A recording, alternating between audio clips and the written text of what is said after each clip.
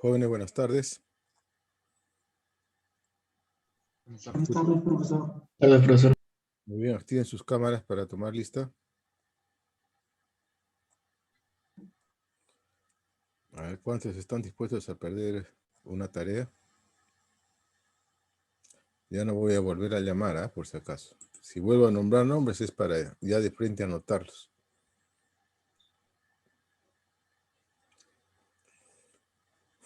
¿Cuántos somos? 13. Así que ya voy a tomar lista inmediatamente. ¿Ya? A ver, anoto. Aquí, Belén. Presente, profesor. No, es para eliminarte una tarea, nada más que por eso lo acabo de mencionar. Juan José Terán. Ya. Ahora sí. Ya está. Ahora, lista. Voy a compartir mi pantalla. Antes tengo que asegurarme de que están viendo, de que van a ver eso. Ujú. ¿Dónde está? Ok. Ya ves, no está. Ok, ahora sí. Voy a compartir mi pantalla.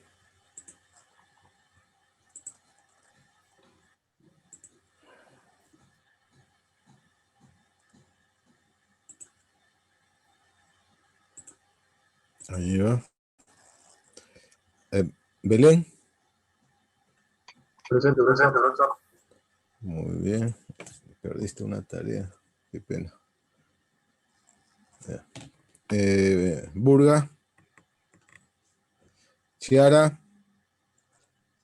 A ver, pueden también utilizar el chat, ¿ya? Ok, Chiara presente vía chat. Cori. Presente, profesor. Cuyate.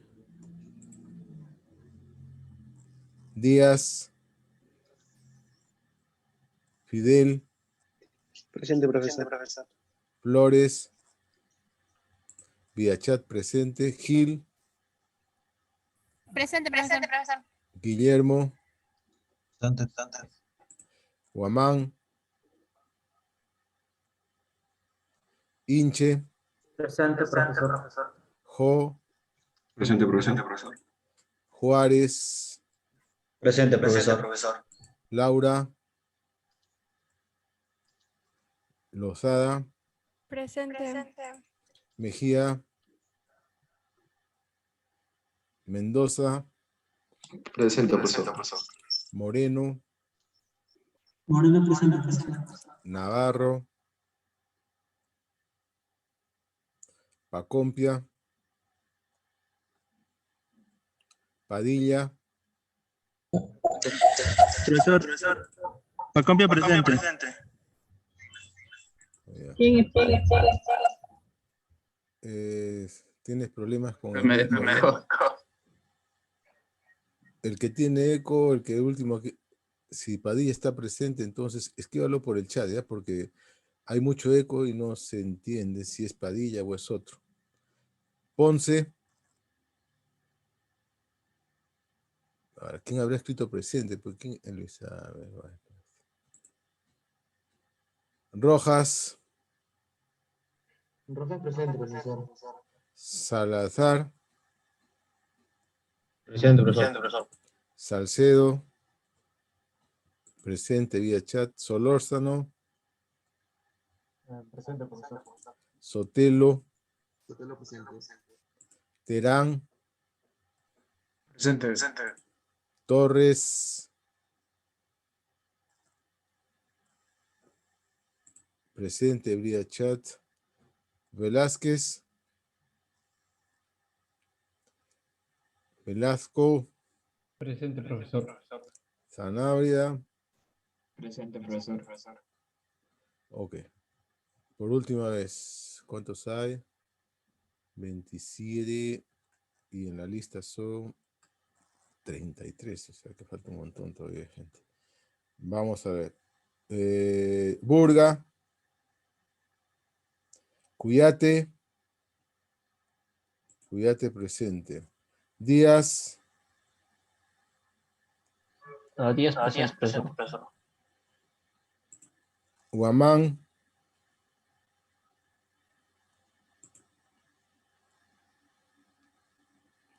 Mejía, presente vía chat. Navarro. Ponce.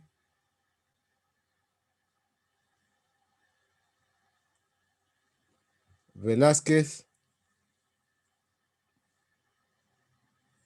Ya, bueno. Esos son los que están faltando. A todos los demás ya los he considerado. Inclusive a los del chat.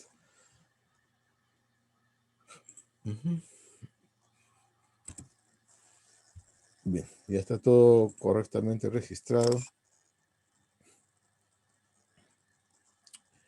Ya, a ver. Muy bien.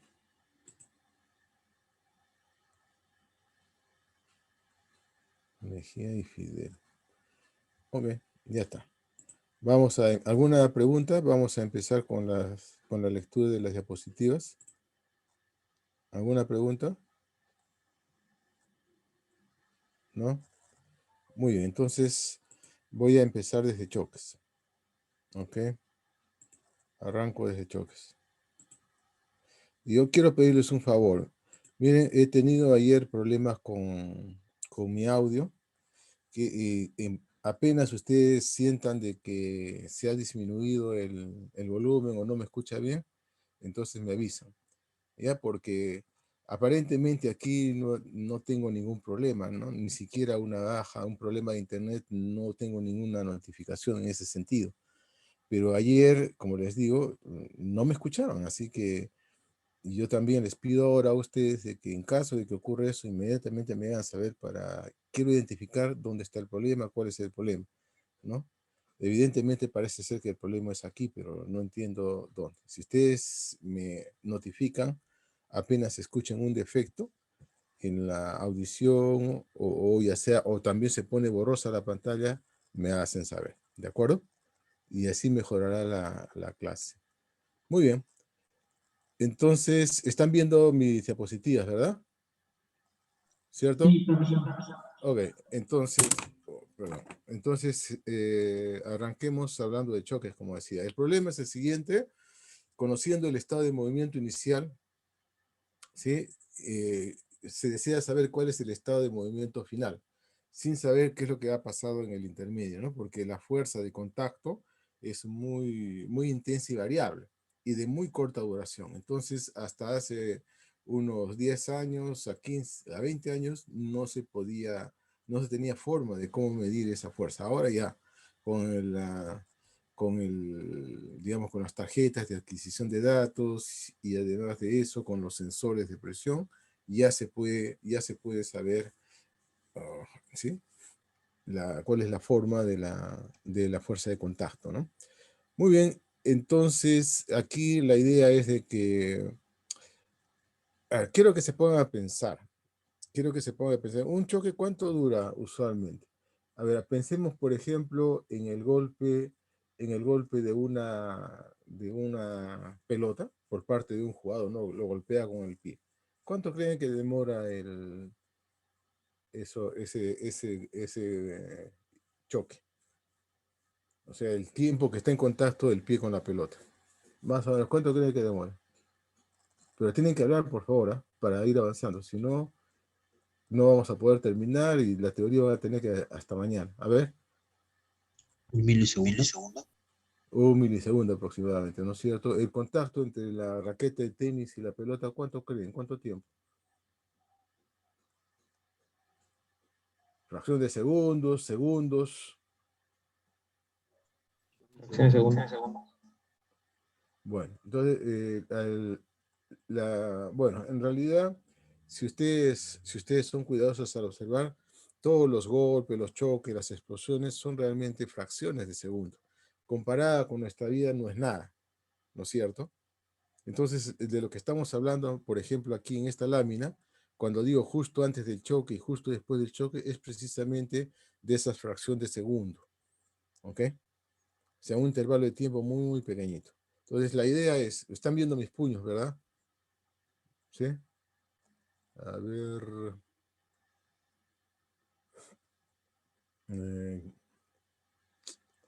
Bueno, tengo panel, me dijeron. Ya. Muy bien, entonces, a ver. Ya. Miren, acá me están mirando mis puños, ¿cierto? Aquí están mis puños. Entonces, justo antes es ahí, en esta posición, ¿no? Cada bola está representada por un puño. Sí, justo antes. Pero la velocidad relativa es al encuentro, ¿ya? Es hacia el encuentro, ¿ok? Justo después es en la misma posición, pero la velocidad relativa entre ellos es de separación, ¿sí? ¿Se dan cuenta?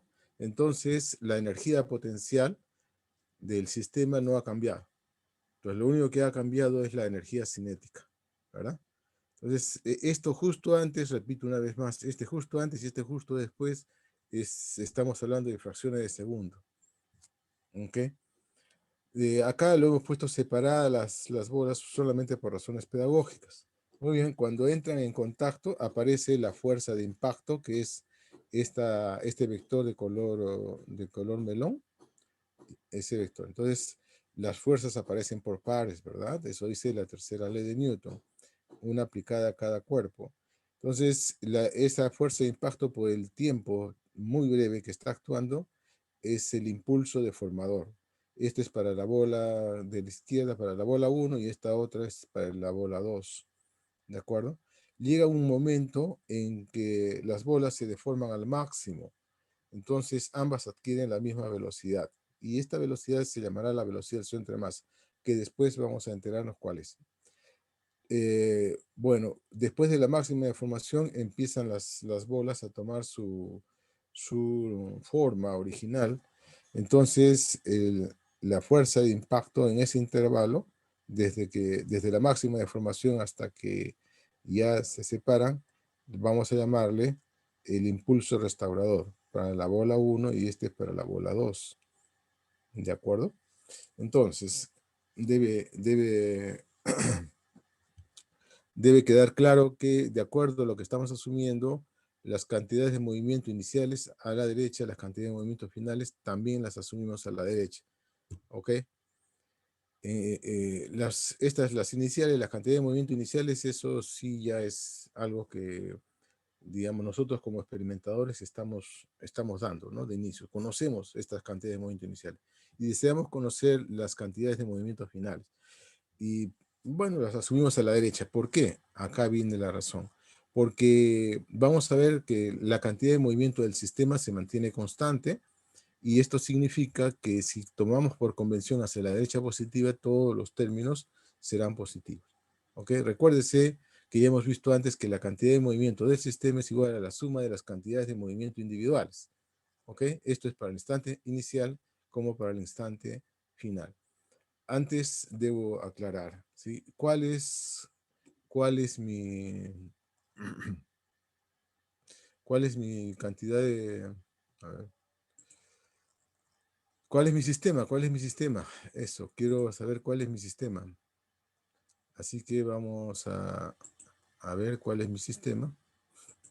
Mi sistema son estas dos bolitas, ¿ok? Sí, esas dos bolitas. Y, perdón, y esas dos bolitas. Y vamos a asumir simplemente por comodidad nada más de que se deslizan sobre un plano horizontal liso, ¿de acuerdo? De manera que tanto la normal o la acción del piso sobre la bola y el peso son fuerzas perpendiculares y se anulan entre sí, ¿ok? Aunque solo nos interesa que en el eje X la sumatoria de fuerzas sea cero, el impulso en esa dirección es cero, por lo tanto la cantidad de movimiento se conserva, ¿sí? Y eso es lo que hemos utilizado en la lámina, esta lámina de aquí que estamos mostrando.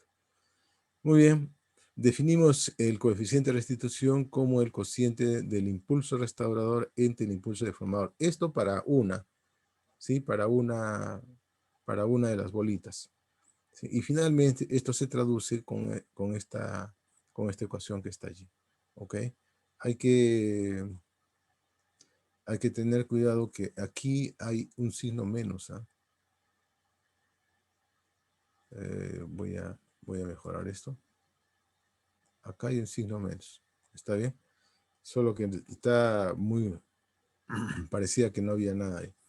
Muy bien, ahí hay un signo menos. La velocidad relativa final entre la velocidad relativa inicial con el signo negativo, así se define el coeficiente de restitución. Muy bien, pero si analizamos qué ocurrió con la energía en el choque, durante el choque, entonces tendremos de que la energía cinética se conserva. Si esto ocurre, significa que el choque se llama elástico. Y la ecuación que resulta de esta conservación de la energía cinética es la que aparece en este recuadro azul. Nótese que la energía cinética del sistema es igual a la suma de las energías cinéticas individuales. Esto se hace tanto para el estado inicial como para el estado final. Y entonces acá tendríamos la ecuación 3, ¿no? 3 asterisco. Entonces se puede combinar, se puede utilizar cualquiera dos de estas ecuaciones para resolver el problema. Recuérdese que solo tenemos dos incógnitas, ¿ya?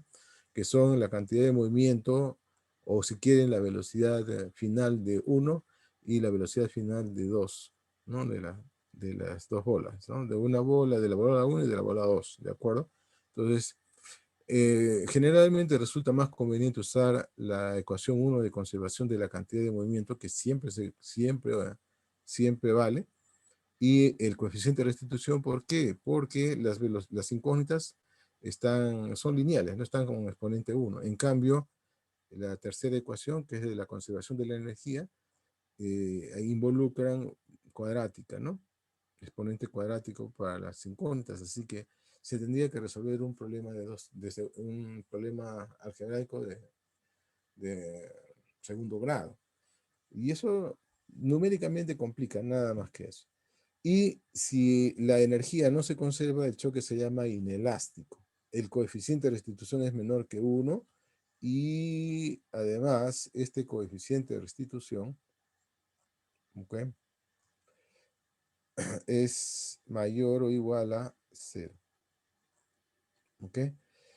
Mayor o igual a 0. El valor 0, E igual a 0, significa que los cuerpos que chocaron quedan finalmente pegados, ¿verdad?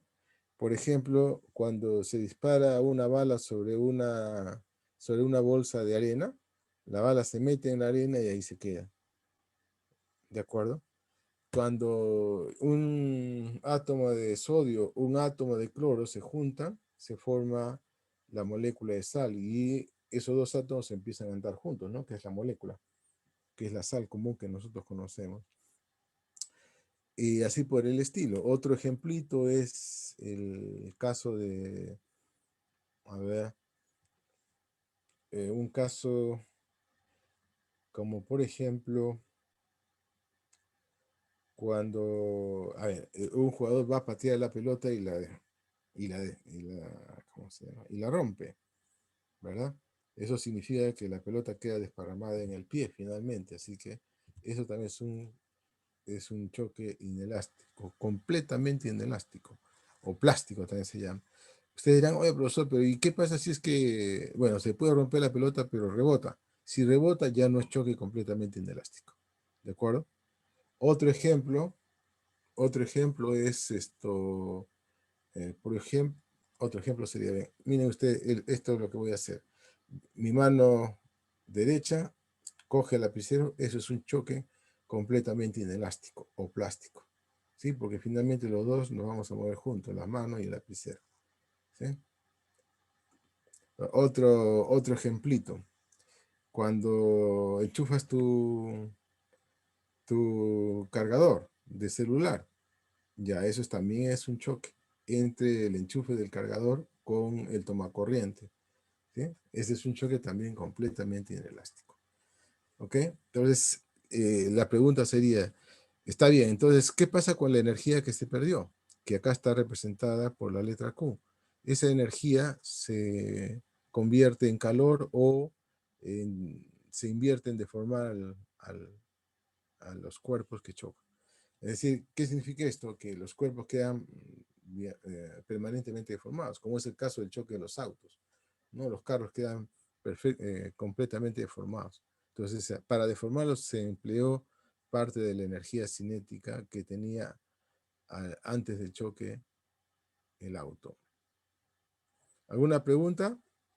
Muy bien. Entonces, los choques en una dimensión o choques frontales, también se dice así, ¿sí? Choques en una dimensión o choques frontales, los tenemos ahí. Un ejemplo, ¿verdad? Este de acá. Se tiene un bloquecito que va a chocar contra una plaquita que está unida a un resorte.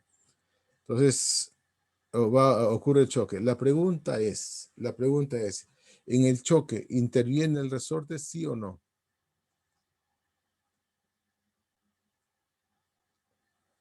A ver, ¿escucharon? Sí, En el profesor. en el choque, ¿interviene el resorte, sí o no?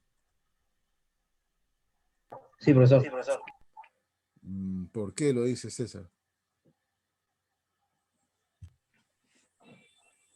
Por la energía cinética potencial.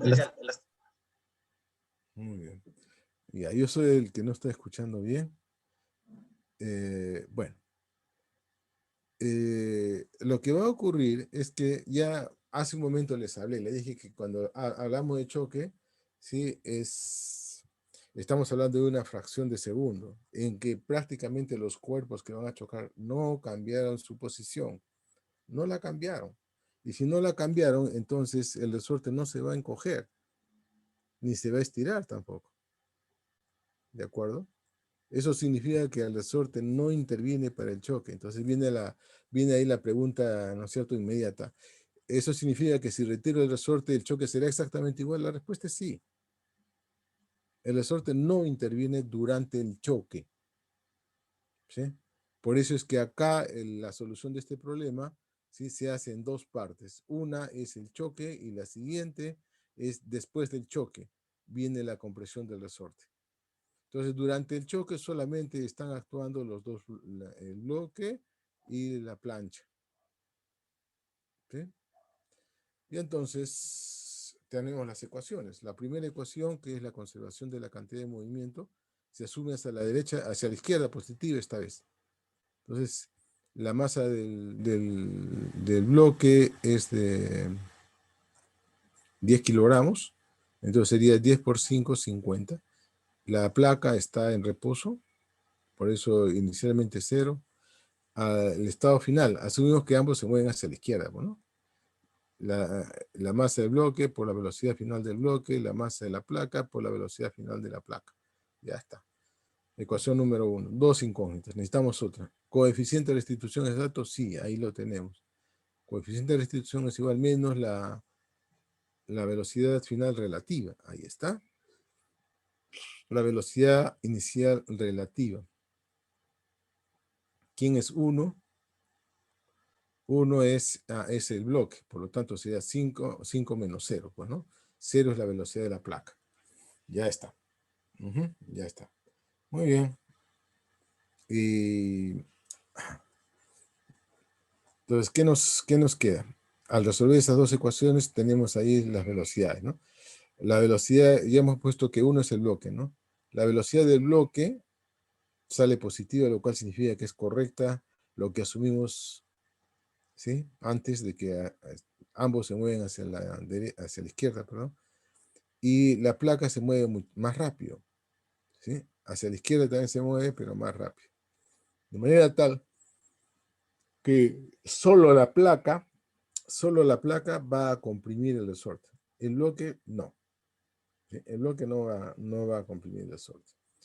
Y ahora viene la segunda etapa, posterior al choque, ¿no? Ya pasó la etapa del choque. Ahora viene la etapa de la conservación de la energía entre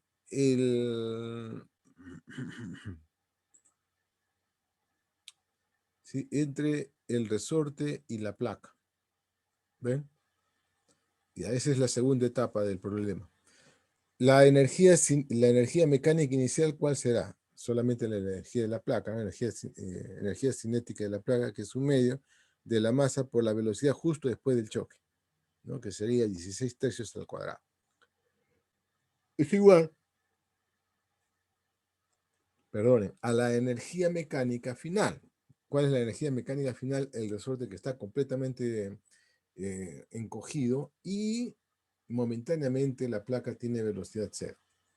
Por lo tanto, la energía cinética es cero y el resorte tiene una energía potencial. Un medio de kx cuadrado y de ahí despejamos k. Ya está el problema. ¿Alguna pregunta? Muy bien, no hay preguntas.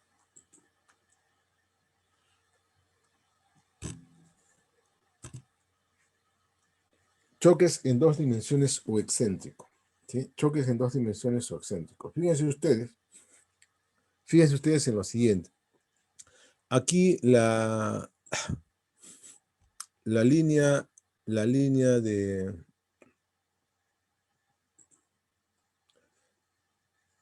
impacto es la línea que pasa por por el centro de los dos.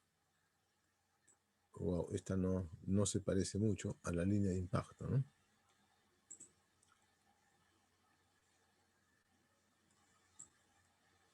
Ahora sí está mejor. Esta es la línea de impacto, la que acabo de dibujar. Nótese que la línea de impacto, ¿sí? No es colineal con la velocidad relativa, de manera tal de que ese choque será, como digo yo, excéntrico. Aquí en esta figurita que se muestra aquí abajo, ya tenemos la línea de impacto. La vuelvo a dibujar. Esta línea de impacto, justo durante el choque, es la que vale. Porque en esta dirección es cuando será válida el coeficiente de restitución, ¿verdad? Y el coeficiente de restitución es dato. Generalmente. Ahora, ¿por qué? ¿Por qué es importante? Porque en la línea de impacto está contenida la fuerza de contacto, ¿sí? Es decir, la fuerza que va a cambiar el estado de movimiento de los cuerpos. ¿Ok? De ahí su importancia. Entonces, lo que hay que hacer es utilizar la descomposición de las velocidades iniciales en la dirección de la línea de impacto y en la perpendicular. ¿Y cuál es la ventaja de hacer esto?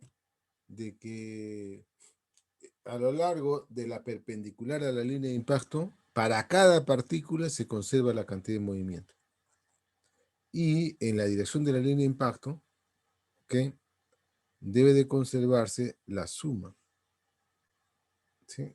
Debe de conservarse la suma de las cantidades de movimiento individuales, es decir, ¿cómo se llama? Se conserva la cantidad de movimiento del sistema. Y en esta dirección de la línea de impacto se define el coeficiente de restitución. A ver, vamos a ver aquí, vamos a aplicar esta teoría a este ejemplito. Se tiene aquí, de la gráfica se aprecia que la línea de impacto es coincidente con el eje X. Esa es la primera observación. ¿De acuerdo? Entonces, acto seguido, según lo que acabo de mencionar, debería de descomponer las velocidades en la dirección del eje X y en la dirección perpendicular. ¿Ok? O sea, del eje Y. Ya está, entonces acá en el eje Y tenemos que para el A sería 30 seno de 30. Perdón, 3 seno de 30. Y aquí arriba sería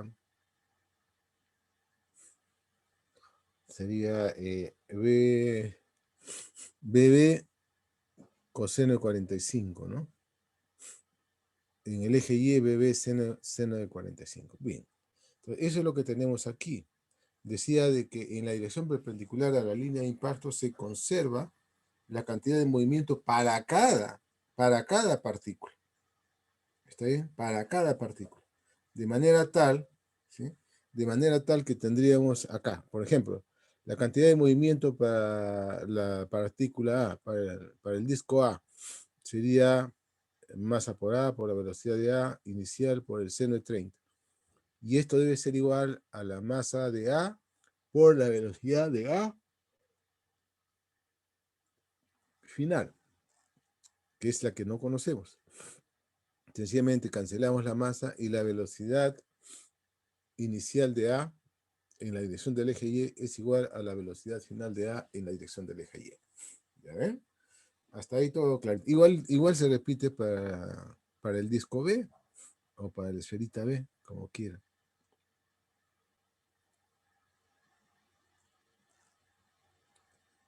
¿Alguna pregunta hasta aquí? Bueno, y en el eje X tendríamos que aplicar la conservación de la cantidad de movimiento, ¿no? Pero para los dos juntos. Si tenemos ahí otras dos incógnitas, necesitamos dos ecuaciones. La ecuación 1, que se está mostrando acá, es la ecuación que proviene de la conservación de la cantidad de movimiento del sistema. Y más abajito tenemos, ¿sí? Está escrita la ecuación de la energía. Pero también pudimos haber puesto, perdón, de la energía, ¿no? Del coeficiente de restitución. ¿Ok?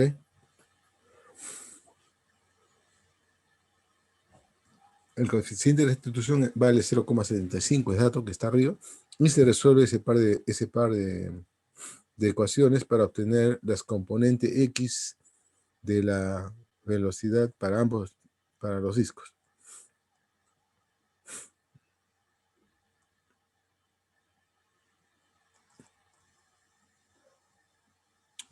Bien, un problemita adicional y final. Dice aquí. Les dejo un minutito para que lo lean e inténtenlo resolver, ¿ya? A ver, ¿cómo hago? A ver, una idea, ¿cómo puedo hacer para ocultar esta parte de la diapositiva? ¿Cómo podría ser? Lo marco. ¿Podría ponerle un rectángulo de color? Ajá. Gracias. Gracias. Así. Listo. Gracias, Jo. Ok. Intenten resolverlo, ¿ya? Por lo menos mentalmente. Tienen que darse cuenta cuál es la complicación del problema. Ok. Mientras yo me voy a tomar...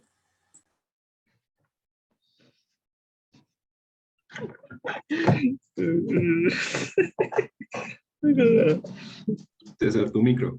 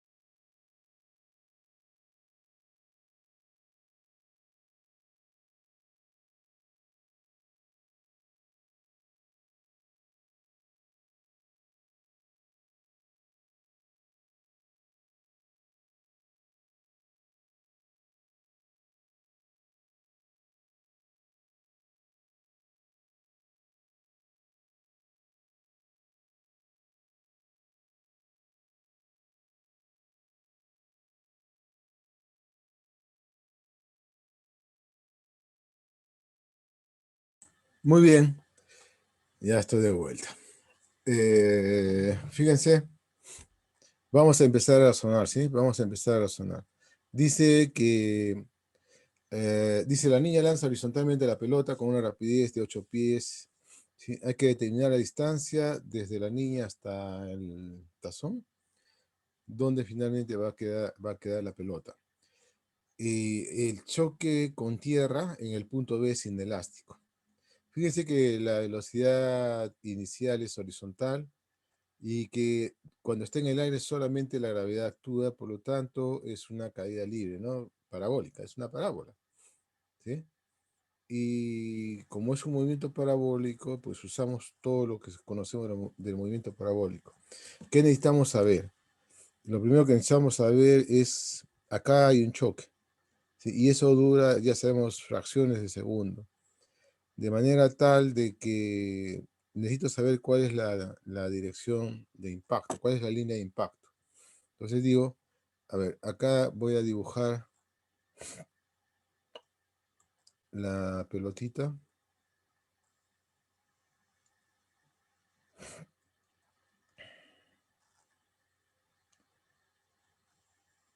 Ahí está la pelotita, caramba.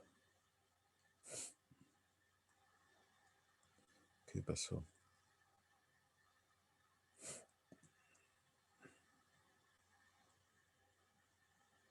¿Qué pasó?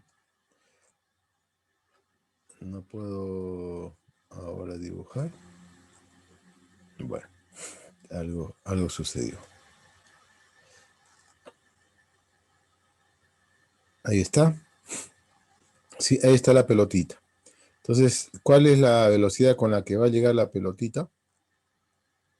¿Sí?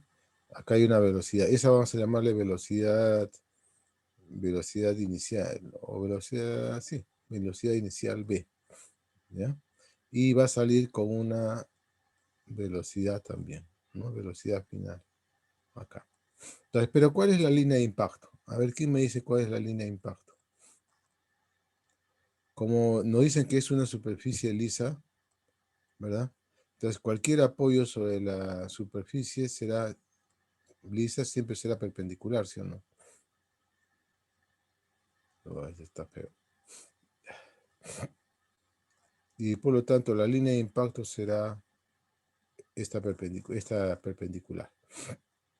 Y por lo tanto, va a ser la responsable del cambio de la dirección de la velocidad, ¿sí?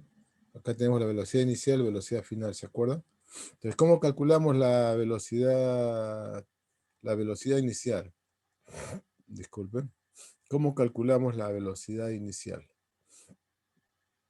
¿Cómo calculamos la velocidad inicial? Entonces, acá arriba lo pondré. La velocidad inicial, ¿cómo será? Ahora, como vector. Será la componente horizontal que no va a cambiar, ¿no es cierto? Es el dato. 8 pies por segundo. 8 pies por segundo. Y más, ¿cuál sería la componente J? Está hacia abajo, ¿no? Como la velocidad en A, ¿sí? En el eje Y es 0. Y acá, entonces yo le escribiría así. Sería 0. Voy a usar B cuadrado es igual a B sub 0 cuadrado más 2 veces aceleración por, ¿no es cierto? ¿Está bien? Y eso es lo que voy a usar, pero la velocidad inicial, que es el punto A, ¿no? Y la velocidad final es el punto B. Sí, pero solamente vertical, ¿ah? Solamente en la vertical, ¿no? Solamente en la vertical. Esto entonces podría ser así, velocidad AY, esta es la velocidad BBY, esta es la gravedad y esta H es la altura. Entonces tendríamos que esto es 0, ¿verdad? Y 2 veces la gravedad que está apuntando hacia abajo y el desplazamiento también hacia abajo si es que lo contamos desde A. ¿Está bien? Por lo tanto, ambos son negativos y finalmente sale positivo. Sería la raíz cuadrada de 2 veces GH. ¿Sí? Eso por J. pero tendrá que ser hacia abajo, pues, ¿no? Acá me faltó poner ese detalle. Debe ser, perdón, menos 2, ¿sí? Menos 2 GH, menos 2 GH. Ya está. Entonces, ¿y cómo será el de salida? ¿Cómo será? Ese no lo sé, no tengo que averiguar. ¿Se entendió? Ahora, ¿qué más hacemos? Con ese dato se puede calcular, con este dato de acá se puede calcular qué tiempo demora en ir de A a B, ¿verdad? Es muy fácil, ¿no? El de A a B, ¿cómo sería? A ver. De A a B, la distancia, el tiempo, distancias, ¿no? Sería B sub A, la distancia horizontal por el tiempo que demora ¿sí? Desde la altura máxima hasta que llegue al suelo. ¿Y eso cómo sería? Raíz de 2H sobre G. Y acá, bueno, no recuerdo si con ustedes le he dicho, pero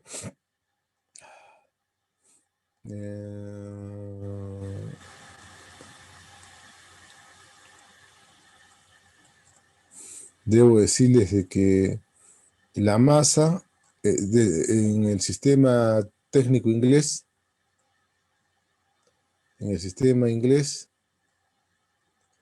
y vamos a compararlo con el sistema internacional, ¿ok? La masa en el sistema inglés se llama slug. Aquí la unidad es kilogramos. En cuanto al tiempo, segundos. En cuanto a la longitud, ¿verdad? En nosotros, ¿qué tenemos? Este se mide en pie y este se mide en metros. En cuanto a la fuerza, esto se mide en libras y esto en newton. ¿De acuerdo? Bueno. Y la gravedad es 32,2 pies sobre segundo al cuadrado en el sistema internacional, y ya son 980 metros por segundo cuadrado, ¿no? En el sistema internacional. Bueno, ya está, ya tienen toda esa información. Entonces, ¿cómo hacemos para calcular el BF? Tenemos que hacer lo siguiente. Lo que tendríamos que hacer es primero sacar esto de acá ya, ¿no? ¿Cómo hacemos para sacar eso?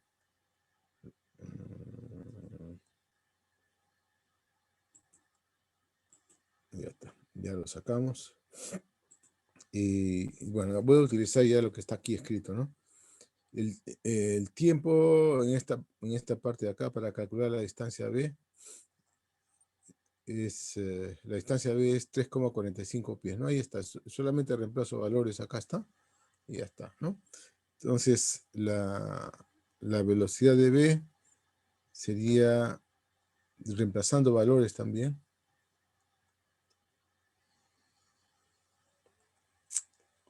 sería 19 de menos 13,9. ¿Sí? Luego, ahora, el choque acá, para saber con qué velocidad sale, choque acá, ¿no? Acá es un choque bidimensional. En el eje X se conserva la cantidad de movimiento para cada cuerpo. ¿Por qué? Porque es perpendicular a la línea de impacto. ¿Ok? Recuérdese, la línea de impacto es esta, ¿no? Esa es la línea de impacto. Esta se llama línea de impacto.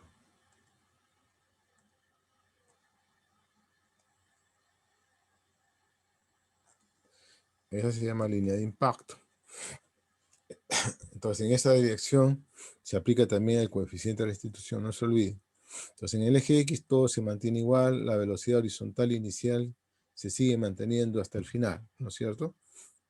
Y en el eje Y, el coeficiente de restitución es el que aparece ahí, ¿no es cierto? Aquí está la fórmula del coeficiente de restitución.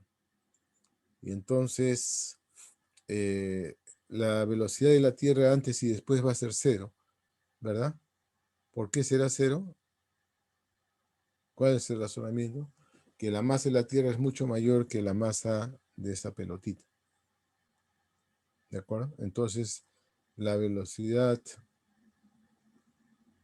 ¿no? La velocidad relativa, o el cociente de las velocidades, ¿no es cierto? El cociente de las velocidades es este que está acá. Y luego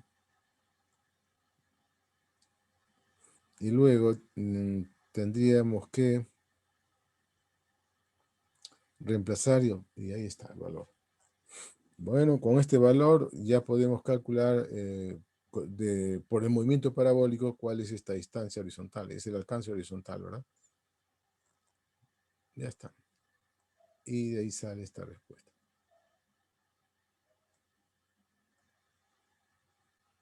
¿Sí? ¿Preguntas? No, no preguntas. Bueno, entonces con eso dejamos choques y vamos al siguiente. Centro de masa. Vamos a ver el centro de masa. Bueno, tenemos un problema cuando tenemos un conjunto de partículas, ya supongamos que sea el mínimo, 2 partículas, nada más, que están moviéndose, ¿verdad? Libremente, y entonces yo quiero que estudiar su movimiento como conjunto, como sistema. Entonces, ese sistema, respecto a algún punto de tierra, se tendrá un movimiento de traslación y de rotación, ¿no? Se va a trasladar y rotar. Entonces, la gente de sistemas lo que hace es, si tenemos un problema complejo, lo separamos en problemas más simples y luego resolvemos los problemas simples y al final los integramos. Ya, eso mismo vamos a hacer ahora. Yo quiero estudiar la traslación de todo el conjunto, de todo el sistema, así que voy a crear lo que se llama el centro de masa, ¿no? El centro de masa es un punto virtual, ¿no? Porque no necesariamente tiene masa, ¿ok? Si son cuerpos convexos tienen masa, pero si no, no. Es decir, que en el caso de un anillo, ¿no? El centro de masa está justo en el centro del anillo y no tiene masa, pues, ¿no? Por lo tanto, le llamamos un punto imaginario, un punto que no, como digo, no necesariamente es esto, másico, ¿no? Tiene masa. Así que le llamaremos un punto virtual. Bueno, el centro de masa, definido así, nótese 2 cosas. El primero, que centro de masa lo estamos inventando ¿para qué? Para poder estudiar la traslación del sistema, para eso. Y punto 2 es de que justo el centro de masa es coincidente con el centro de gravedad. En ese punto se aplica el peso del sistema. ¿Ok? Entonces tenemos 2 razones físicas para definir el centro de masa. No solamente se trata de matemática. Bueno, entonces el centro de masa se define como el promedio. ¿Sí? El promedio ponderado en el sistema de partículas. ¿Ok?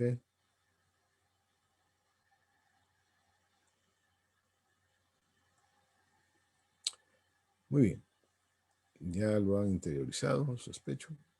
Acá vean ustedes que si es un sistema discreto, eso es una sumatoria.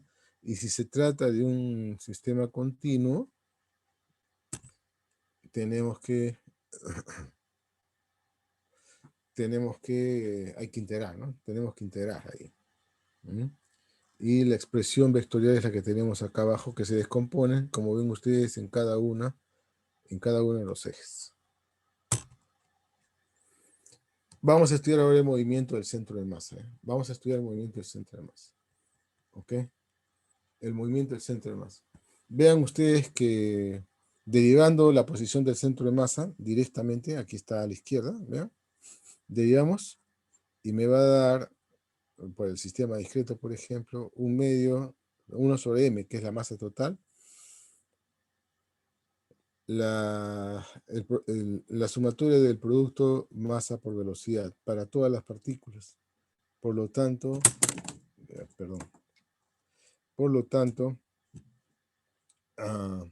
el producto masa por velocidad para cada partícula es la cantidad de movimiento del sistema. De manera tal que la cantidad de movimiento del sistema se puede expresar como la masa total por la velocidad del centro de masa. A eso se le llama, se dice que la cantidad de movimiento del sistema es igual a la cantidad de movimiento del centro de masa. Bien, y si derivamos otra vez la posición con respecto, la posición del centro de masa, tendremos la aceleración del centro de masa, ¿no? Como se puede apreciar aquí, la aceleración del centro de masa se puede expresar finalmente como la fuerza total entre la masa.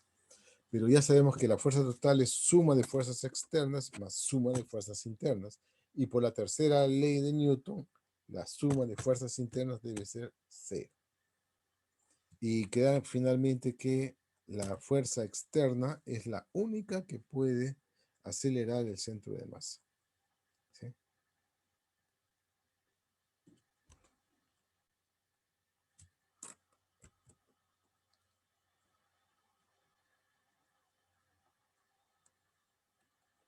Muy bien. Aquí viene cálculo del centro de masa. La posición del centro de masa depende de un origen de coordenadas, ¿no? ¿Respecto de quién? Normalmente nosotros lo calculamos respecto de un eje. ¿Por qué? Porque interesan, por ejemplo, los ejes de rotación. ¿De acuerdo? Eso es lo que interesa. Y acá tenemos el eje de rotación que pasa por el centro de la barrita, una barrita homogénea la vamos a considerar. Y por supuesto, la posición del centro de masa respecto a ese eje Z. Si el eje lo corremos hacia el extremo, lo que tendríamos sería que la posición del centro de masa, que no cambia porque no hemos cambiado el cuerpo, solo hemos cambiado la referencia, sería entonces L medio, ML medio sería, ¿no? La masa total por la longitud o la distancia que hay desde el eje hacia donde está el centro de masa o centro de gravedad. Es ML medios. Bueno, también se puede entender de que para el cálculo, para cuerpos volumétricos, ¿de acuerdo? Es una integral triple. ¿Ven? Es una integral triple. Pero usando la geometría se puede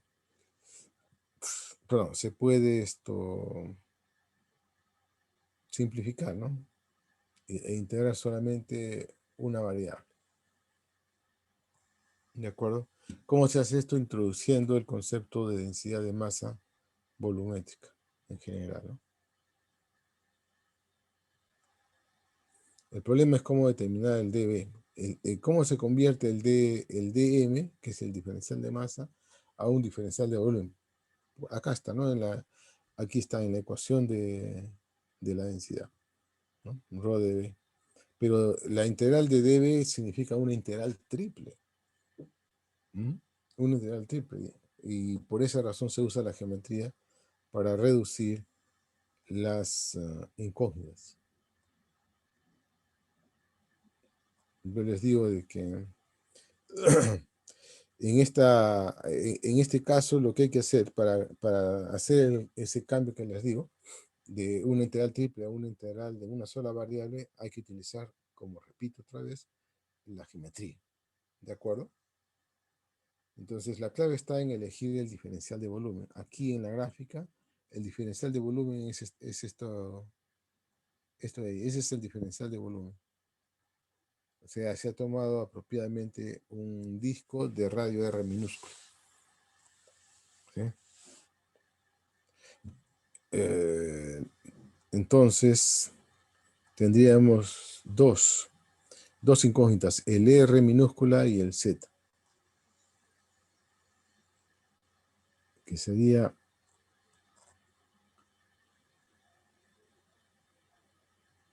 el detalle. Bueno, ¿cuál es el detalle acá? El de este de B, ¿no es cierto? Es R cuadrado de Z, como está acá. Este de aquí es este de acá, ¿no es cierto? Este es el más el pi incluido. Pi R cuadrado de Z vendría a ser el diferencial de volumen. ¿De acuerdo? Este de acá. Esto de ahí es el diferencial de volumen. Entonces, con eso, ahí tenemos dos incógnitas, R y Z.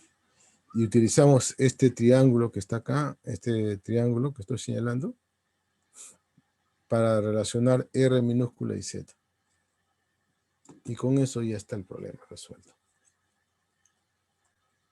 ¿Ok?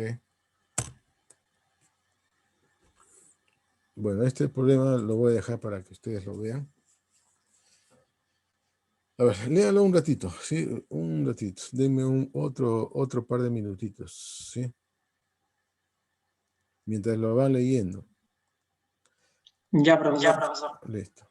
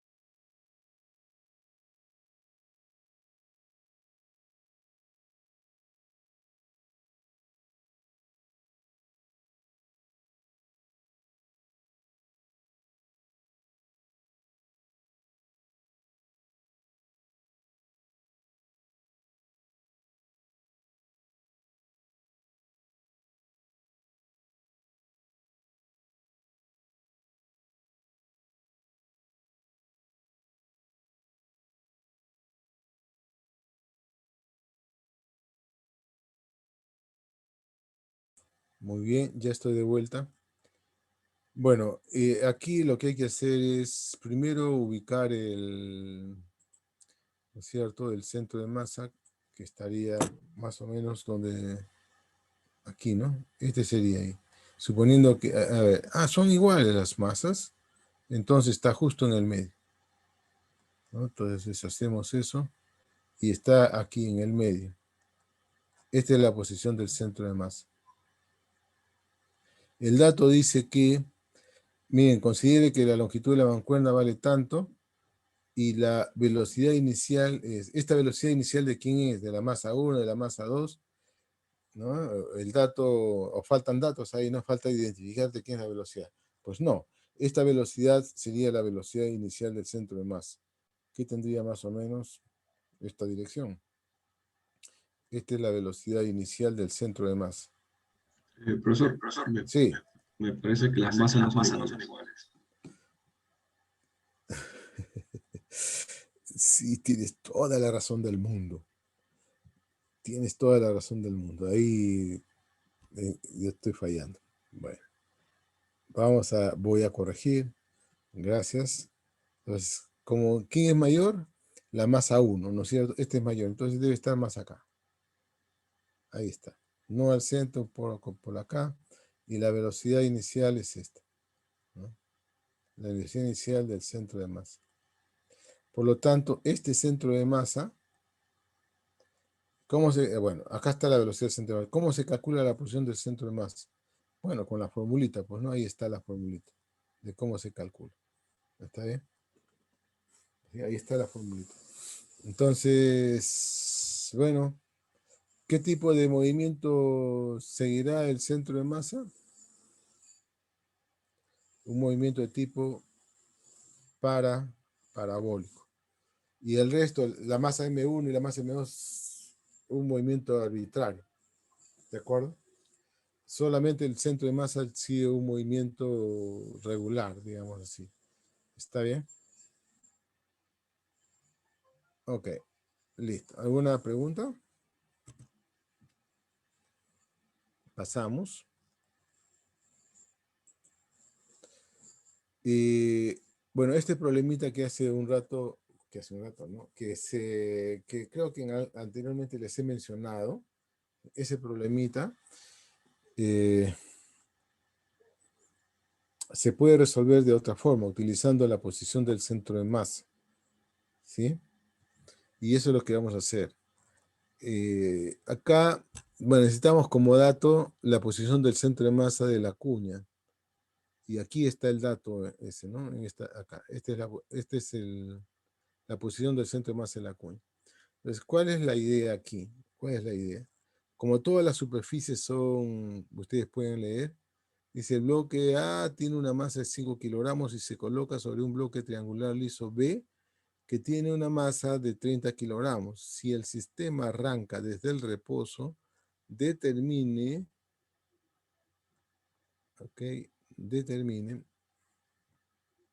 la distancia que B se desplaza, es decir, que la cuña se desplaza a partir del punto O.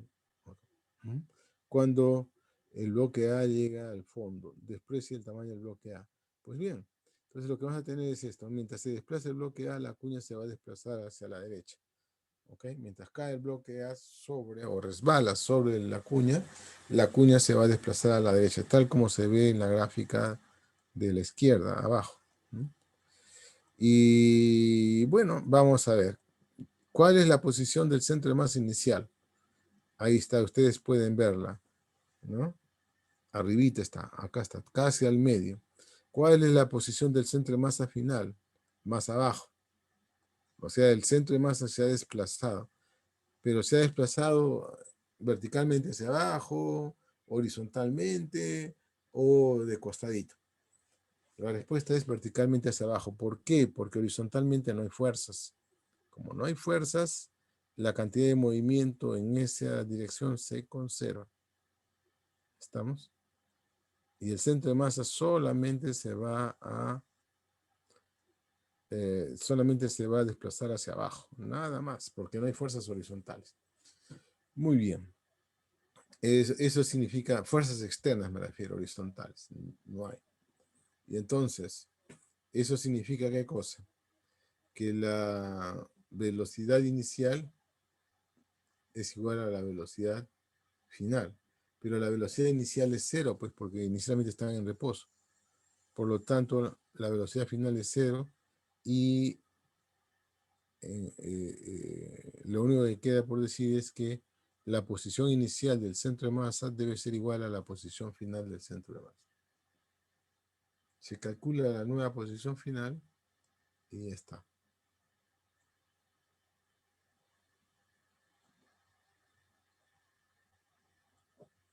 ¿Preguntas? No. Bien. Energía cinética de un sistema de partículas. Bueno, la energía cinética de dos partículas. Bueno, esto estamos repitiéndolo, ¿sí? Solamente para consolidar la idea, ¿no? La energía cinética del sistema es igual a la suma de las energías cinéticas individuales, ¿no? Como aparece en el recuadro rojo. ¿Se cumple el teorema trabajo-energía para el sistema de partículas? La respuesta es sí. La demostración viene a continuación en la diapositiva, ¿sí? Y se demuestra que efectivamente se va a cumplir que la variación de la energía cinética es igual a el cambio de la energía cinética.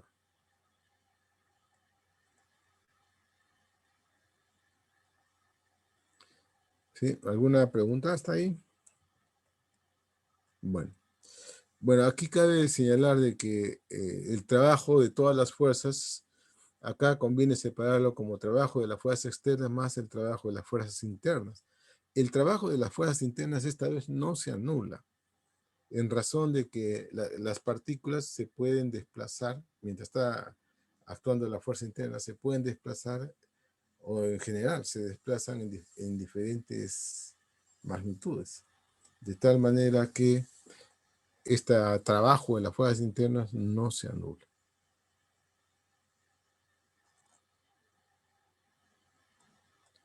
Listo. Importante resultado. Oh, me fui muy lejos.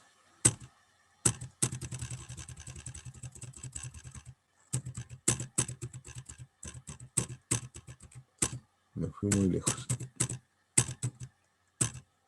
Bien, aquí estamos, ¿no? Entonces, un detallito importante es este que voy a mencionar. Si la fuerza interna es conservativa, como por ejemplo en este problema que está acá abajito, los dos bloques y el resorte sería mi sistema, y la fuerza interna sería la fuerza que aplica el resorte a los bloques. Ese es de tipo conservativo. Si eso es así, entonces llamémosle U-in a la fuerza asociada a esa fuerza interna. Y tendremos lo que se denomina la energía interna del sistema. Esta energía interna del sistema no depende del sistema de coordenadas. ¿Ok? No depende. ¿Estamos?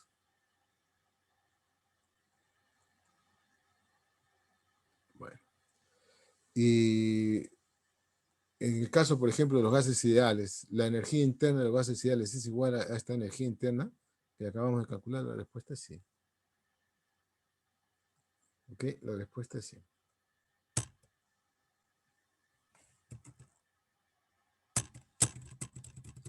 Dos veces estoy equivocándome en apretar el botoncito.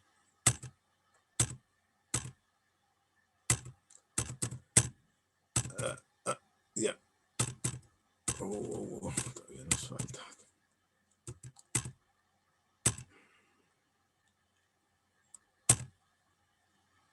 Ya. Ya, estábamos acá. Ya está. Aquí esto. Y acá otro problemita que dejo para que ustedes lo resuelvan. Ahí está la solución, las respuestas. Bien, otra vez, nuevamente un recuento, ¿no? El momento angular del sistema de partículas es igual a la sumatoria de los momentos angulares individuales. Recuérdese, el momento angular, así como el momento lineal, ¿sí? Son propiedades del sistema. Por lo tanto, recuerden, por lo tanto, ¿sí? La suma de los momentos angulares individuales es el momento angular total del sistema. Finalmente, en lo que hasta ahí, hasta antes del momento angular, hasta antes de esto, todo era movimiento lineal. Estamos para carreteras, por ejemplo, se puede aplicar lo que, bueno, creo que he dicho una palabra incorrecta. Lo que estoy diciendo es de que todo lo que hemos estudiado para una partícula se puede aplicar para la partícula centro de masa para determinar la traslación. Y para la rotación se puede aplicar también lo que hemos aprendido para una partícula. La respuesta es sí. ¿De acuerdo? La respuesta es sí. Muy bien. Entonces, ahora sí, nuevamente, ¿no? Viene el recuerdo. ¿Cómo es el momento angular del sistema de partículas? Sumatoria de los momentos angulares individuales. La segunda ley de Newton rotacional aquí está en esta forma, en la forma más genérica, que es esta que está aquí. ¿Sí? Luego tenemos el momento angular, la definición.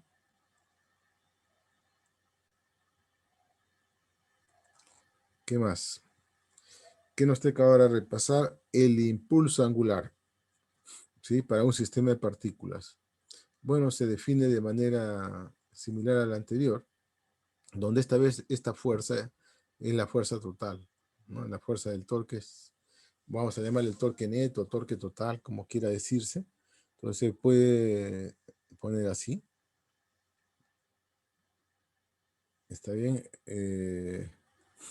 Bueno, en realidad se puede poner la suma, acá se puede poner la sumatoria de los torques, ¿no? Porque para una partícula, la fuerza total externa se puede expresar así, y además todas están aplicadas en el mismo punto.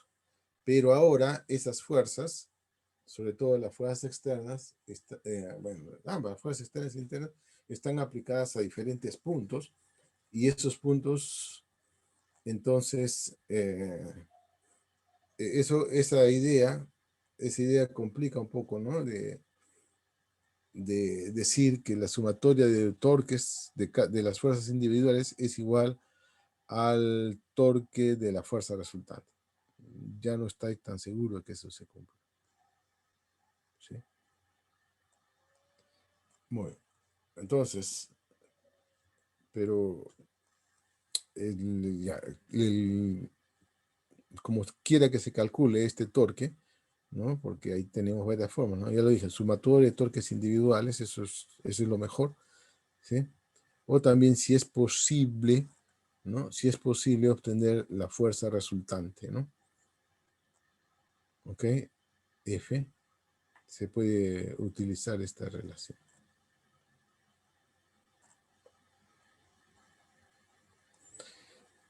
El teorema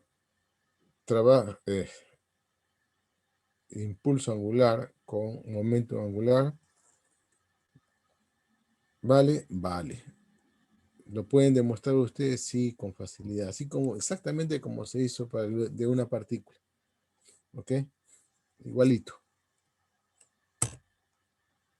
Y finalmente, otra vez, la conservación del momento angular. ¿Sí? La conservación del momento angular. Si es que el torque neto es 0, entonces se conserva. Bueno, acá debo decir que torque neto es igual al torque de las fuerzas externas, nada más, ¿no? Si es 0, entonces el momento angular se mantiene constante. Entonces, otra vez, las 3 leyes de conservación, válidas para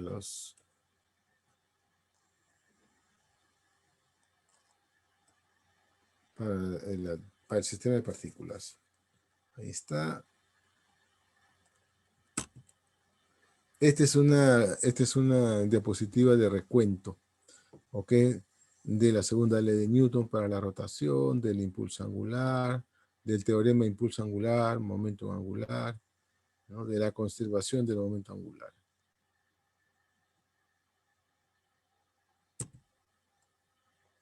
Otra vez.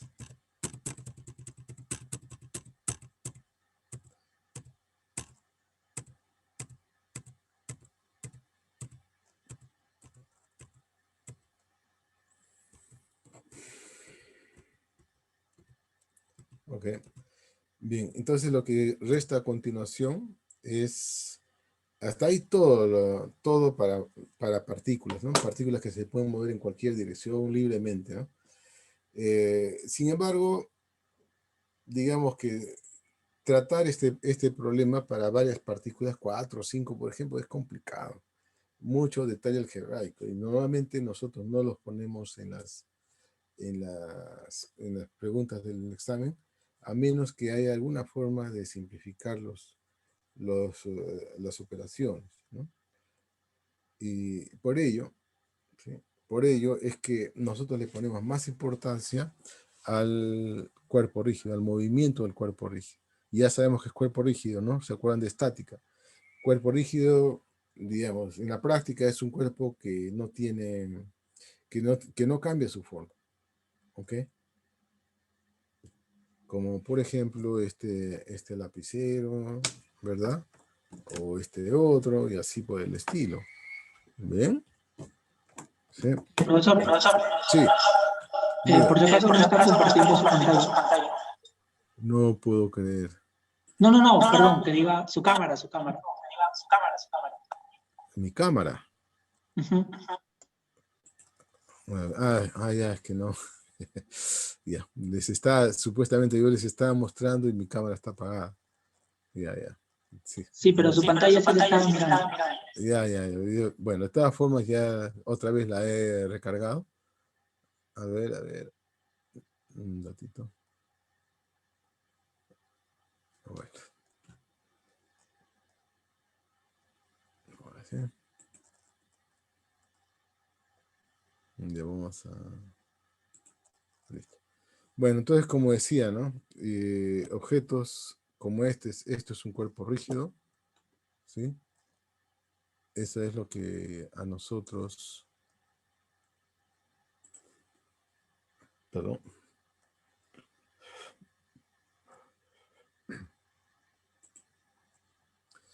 Bueno.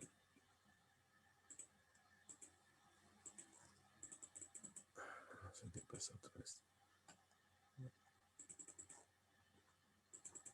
¿Están viendo bien las de Apo?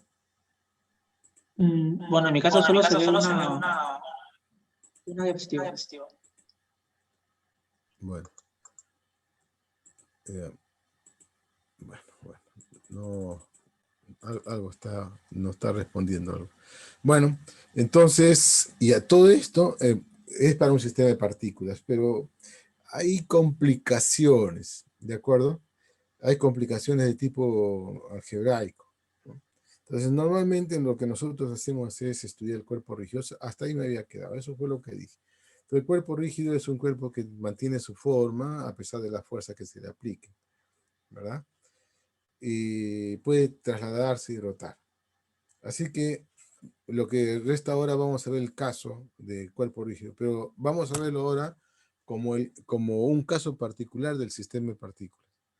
O sea, ¿cuál es la restricción? De que las partículas que conforman el cuerpo rígido mantienen siempre una distancia constante, a pesar de la fuerza.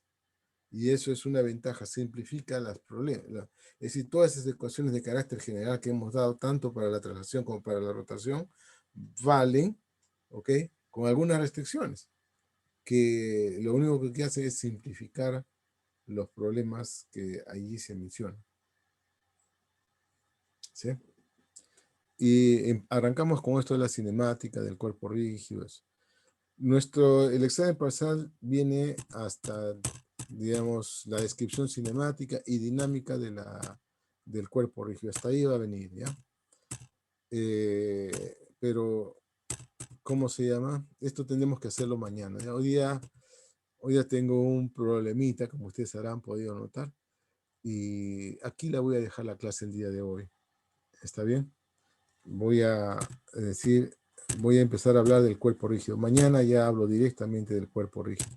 Mañana es la clase presencial, entonces allí estaré, ¿ya? A las 2 de la tarde. Mañana nos toca a las 2 de la tarde, ¿cierto? Sí, profesor. Ya, entonces voy a estar a las 2 de la tarde, minutos antes de las 2 de la tarde para firmar las tareas, ¿de acuerdo? ¿Sí? Claro. Y aquí voy a pedir la ayuda del delegado. ¿Está el delegado? Sí, profesor, justamente soy yo. Ah, Sergio. Sí, ya te reconocí. Mira, Sergio, vamos a hacer mañana lo siguiente, ¿ya? Vamos a coordinar contigo un poquito para contar las firmas de tus compañeros, ¿ya? Yo voy a confiar en tu honestidad. Entonces, Ya está bien. mientras yo voy firmando, tú vas contando, ¿ya? Entonces, Ya. bueno, eso es lo que habría que hacer. Yo en lo posible mañana voy a llevar una lista. Voy a pedir a la secretaria una lista para poder, o abrimos un Excel mejor, ¿no? Un Excel pero compartido. ¿Se puede hacer eso? Y todo el mundo pone Sí se ahí puede. Se puede, ¿no? ¿Tú puedes hacerlo, Sergio? Ya, Sí, no hay problema, profesor. ya, entonces, y pones el link. Lo que vamos a hacer entonces es lo siguiente, ¿sí? Es lo siguiente. Todo el mundo va a contar sus propias firmas y va a ponerlas ahí en el Excel. Entonces, mañana, ¿sí? Mañana vamos a comprobar entre Sergio y yo si es correcto lo que han puesto ahí. ¿De acuerdo? ¿Se entendió? Sí, sí, César, te Lo de escucho. mañana no se cuenta. Perdón, La firma de mañana. claro que se cuenta. Ah, ya, ya. Por supuesto que se cuenta. ¿Ya? Entonces, ya Sergio, te voy a pedir por favor esa ayuda, ¿ya? Abre esto y hoy día, entre hoy y mañana, ya, pues todos tienen que poner, ¿de acuerdo? Y Claro, lo así haría terminando esta clase, profesor. ya, perfecto, muchas gracias. Entonces lo pones ahí, ¿dónde le pones el link? Ahí en el WhatsApp, Sí, en ¿no? el grupo de WhatsApp. Ya está, ahí lo pones. Listo. Bien, jóvenes, les agradezco su comprensión. Yo me retiro ahora, ¿ya? Nos vemos mañana ya en el salón. ¿De acuerdo? Hasta luego. Ya, profesor, no se preocupe. Hasta luego, profesor.